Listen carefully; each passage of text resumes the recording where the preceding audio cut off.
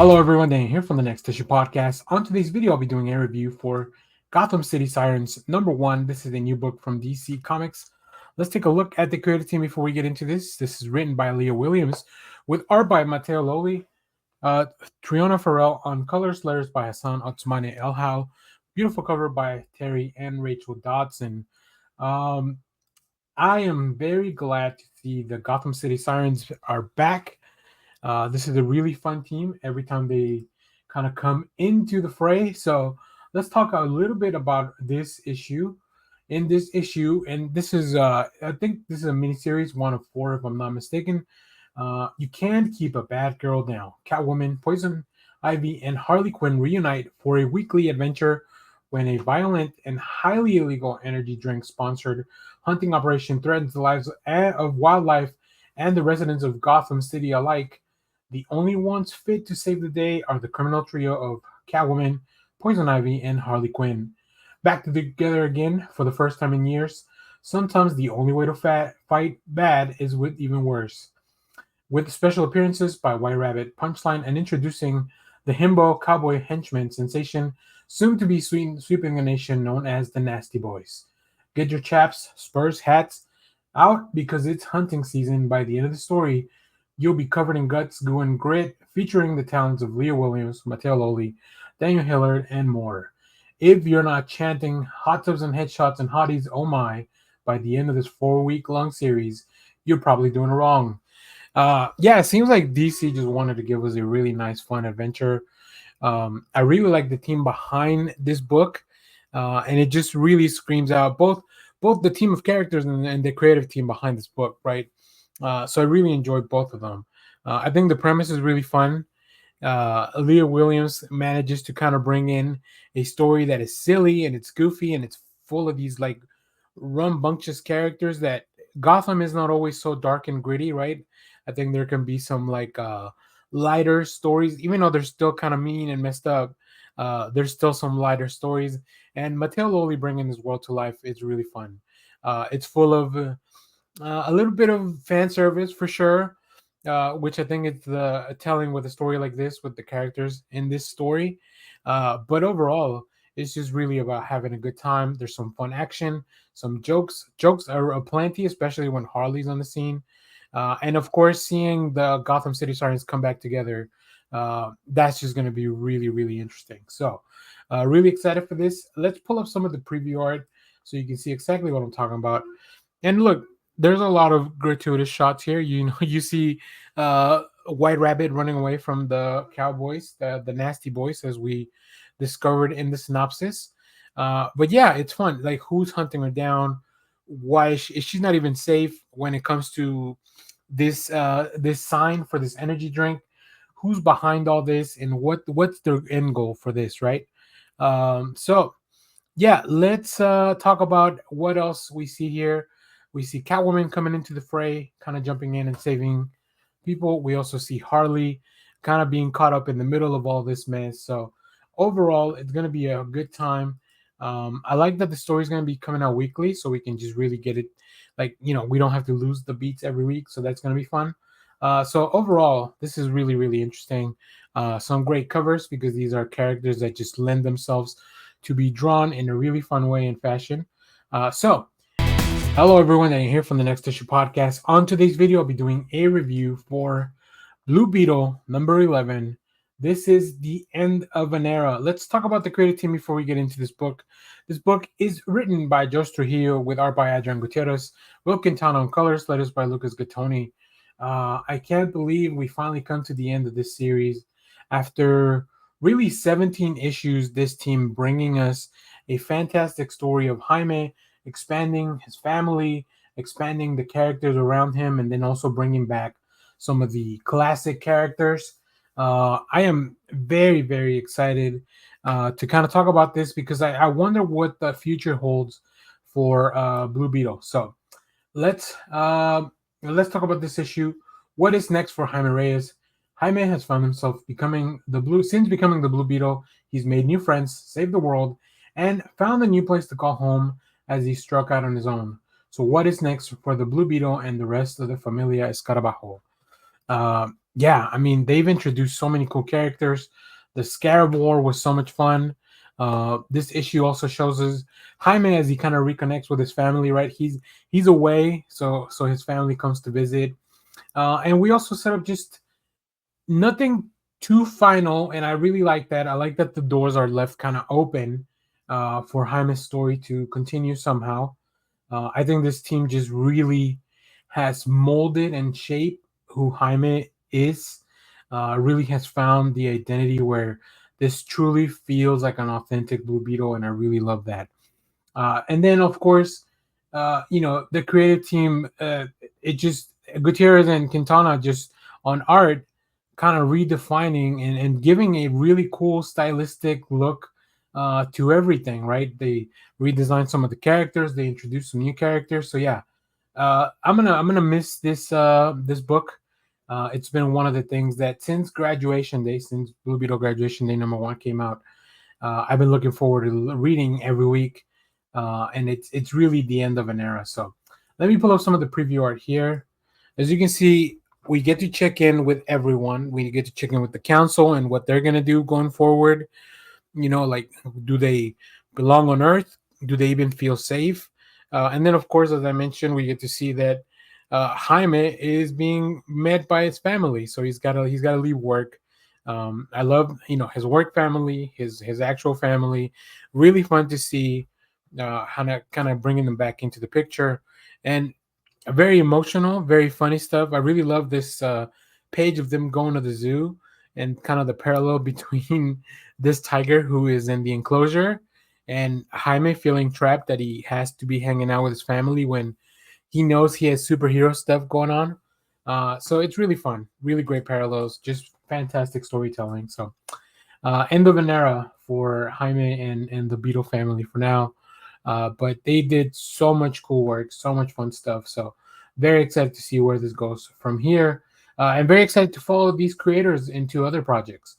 I think that'd be really fun to for them to either continue somewhere else over at DC, maybe strike out on their own. So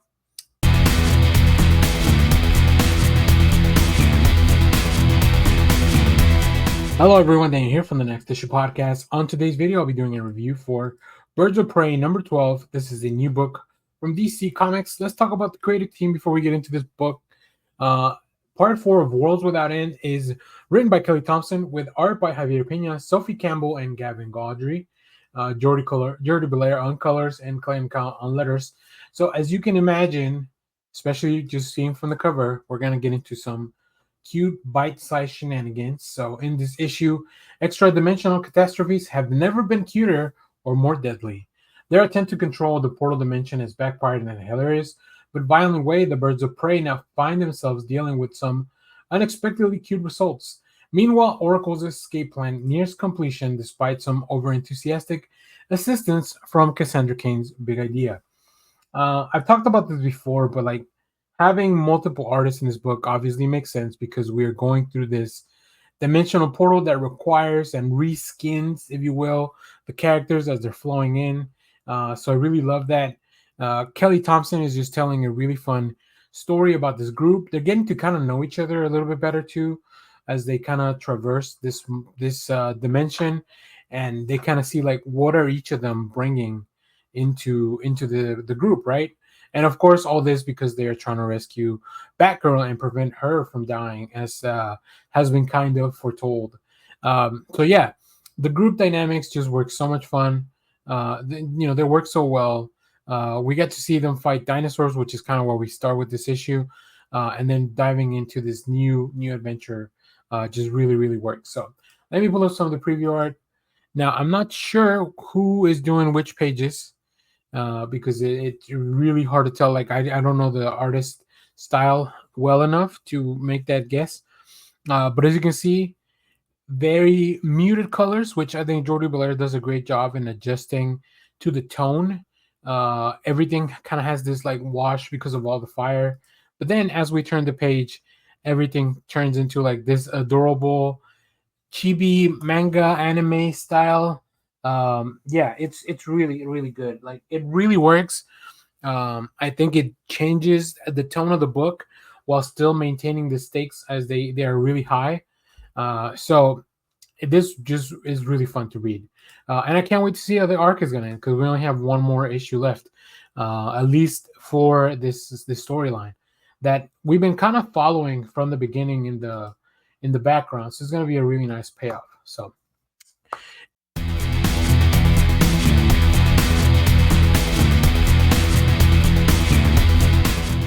hello everyone, Dan here from the Next Issue Podcast. On today's video, I'll be doing a review for DC versus Vampires World War V #1. This is a new book from the Elseworlds line at DC Comics.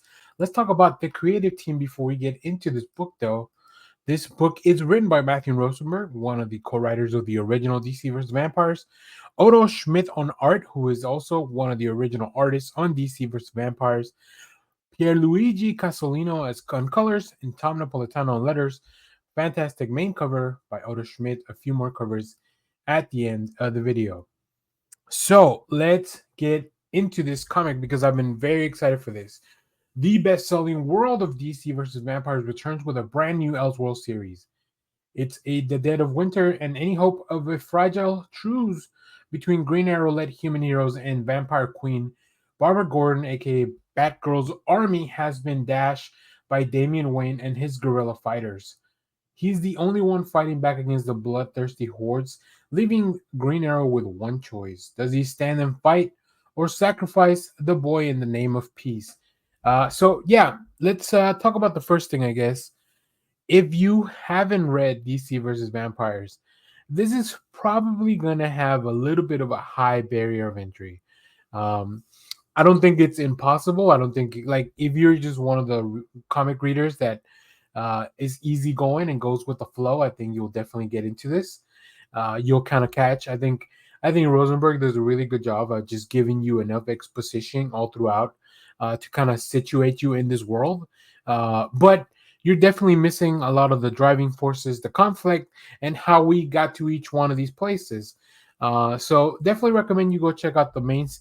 At least read the main series. There's a few little tie-in spin-offs that are a lot of fun. DC versus Vampires has been one of my favorite Elseworlds type of stories.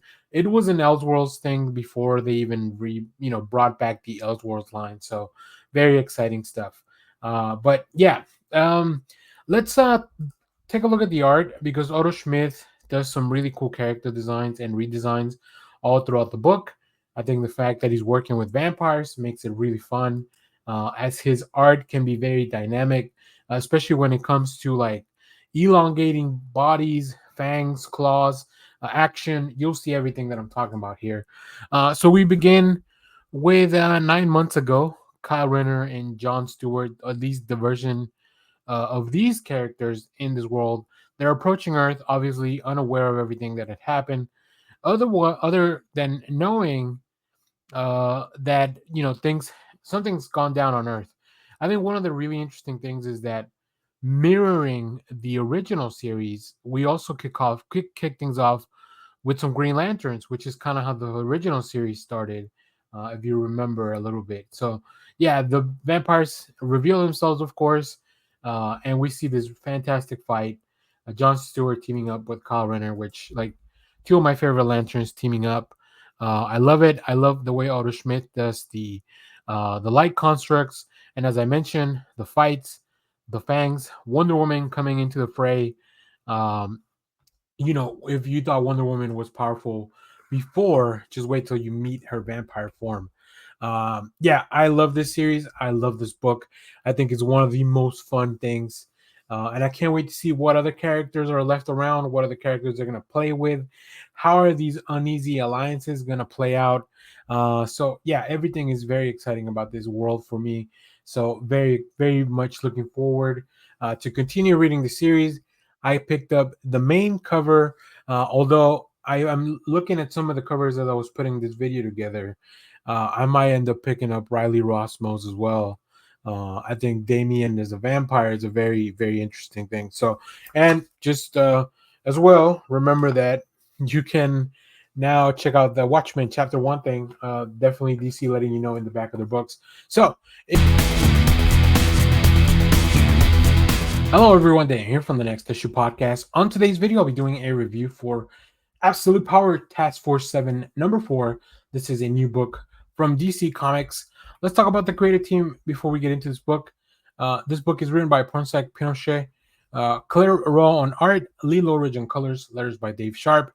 This is the Fury of Failsafe. So each one of these issues has been giving us a perspective from one of the androids, and one of the androids you have to remember is Failsafe. He's only an android that has a backup copy of the Surinar personality, which has also maybe now been tweaked by Amanda Waller. We don't know how deep she's gotten into the system um, after Task Force recover.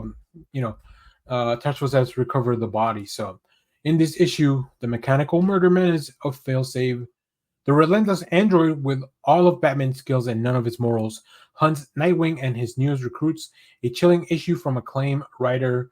And of course, we have an Amanda on the run from Amanda Waller and her Amazo army. Dick Grayson is gathering heroes to bolster the growing resistance. Even his surprising new allies may not be enough to protect them from the brutal consequences when Failsafe finds their hidden lair. So yeah, this is a really interesting way to approach this book, because now that Amanda Waller has all the power, along with Failsafe and the Brainiac Queen, um, who is gonna kind of step up to, like, superheroes have no powers. There are these organizations that are kind of failing and fluttering from all this. Like the power balance has shifted in Amanda Waller's direction, so that's really interesting. So we started this issue with Nightwing and his gang. They picked the Court of Owls hideout as their base of operations. Of course, the government should not really be aware of this, but Failsafe, as a backup of Batman, is. So we get to see a lot of really cool confrontation between Nightwing and the people that he's kind of leading, which are all at this point base level humans or people that have lost their powers. We get to see a white Martian Megan, Miss Martian, struggle with the lack of having powers and what that feels like. I think that Pinochet does a really good job just kind of bringing you that emotional gut punch when it comes to that. Let me bring some of the art. I'm not familiar with Rowe's art. Claire Rowe, I don't know what else they might have done, but this is very cool stuff. I love the look of Gotham City as we approach. We kind of see Voodoo running around the maze, and then of course everything reminiscent of the Maze of Owls that was created by Greg Capullo, and of course Failsafe, fantastic design. So yeah, I think Rose doing a really good job bringing all this kind of back to life. Here you can see the Ray, Nightwing, Robin, and of course Miss Martian, who has lost her powers. So they're trying to figure out how are they going to take down Amanda Waller. Can they even take down Failsafe? Also, how are they working with the Court of Owls? It's all very interesting stuff. I'm really enjoying it. I think this Task Force 7 series is, like I've mentioned in previous videos, it's essential reading to the Absolute Power event. Even if you're not reading all the other stuff, I think this is something that you really want to check out, especially because Absolute Power is only 4 issues. This is going to be 7 issues, and they've been coming out every, filling in the gaps of whenever we don't have an Absolute Power issue. We're getting a lot of really cool stuff from many different creative teams. So yeah, highly, highly recommend you check this out. So if you picked up this issue, let me know down in the comments. And as always, thank you for watching, everyone. Remember to share, like, subscribe, hit the bell so you know when we go live. That is most Saturdays, 10 a.m. Central Standard Time. Stay tuned. We have more comic reviews, trailer reactions, TV recaps, all that fun stuff here in the channel. Thanks for watching, everyone. Bye-bye.